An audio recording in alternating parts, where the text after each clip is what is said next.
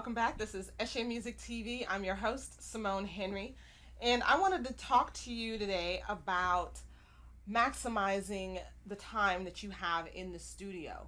We all know that renting studio time is very expensive, and if you don't have a studio at home, what else can you do? You need to hire a producer and an engineer and get into the studio so that you can record your songs and make your album, right?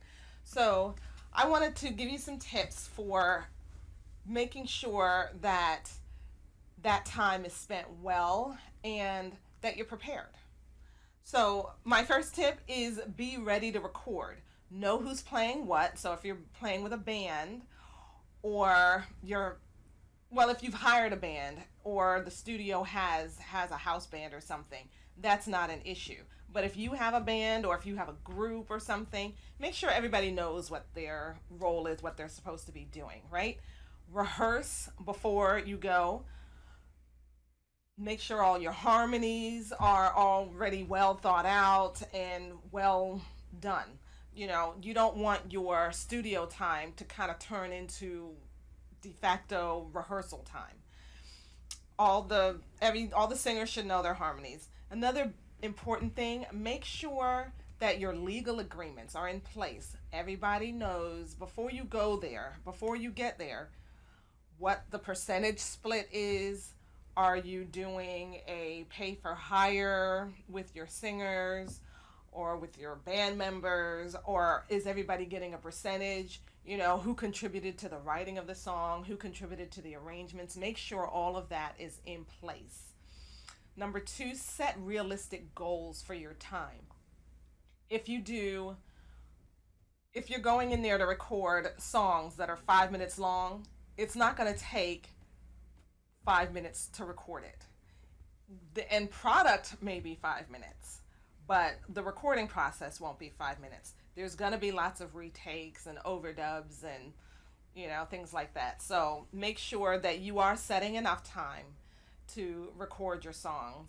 Number four, prepare your instruments. If you need guitar strings, if your piano or keyboard needs to be tuned, or you need a new keyboard, make sure you set enough time to have that all in place before you get to the studio. If you're just singing, you're not actually playing an instrument, tune your voice, because that is extremely important. You don't want to put a lot of extra work on the producer or the engineer to correct vocal mistakes as well. You want to take care of all of that before you get to the studio. Also, if you're not alone, if you're with a group or a band, designate one member to be a time manager. So if you book the studio for 4 hours, make sure that somebody is keeping you on time and kind of keeping you moving, just so you have time markers. If you have specific goals for how much you want to accomplish with one session, having that timekeeper say, okay, well, we've been here for an hour, it kind of keeps everybody on board, and it's an accountability measure to keep you moving forward and making sure that you are using your time wisely, and also lets you know like how much time you have left. If you still need to record a whole song and you have 60 minutes left, well, you have to decide, well, can I do it in the 60 minutes? I need to hurry up. I need to stop doing whatever it is, whatever the time wasting things you might be doing are. Okay, so those are my 5 tips for maximizing your studio time. Are you a Christian artist who has recorded at least a single but not sure where to go from here? Are you looking for performance opportunities but not sure where to start?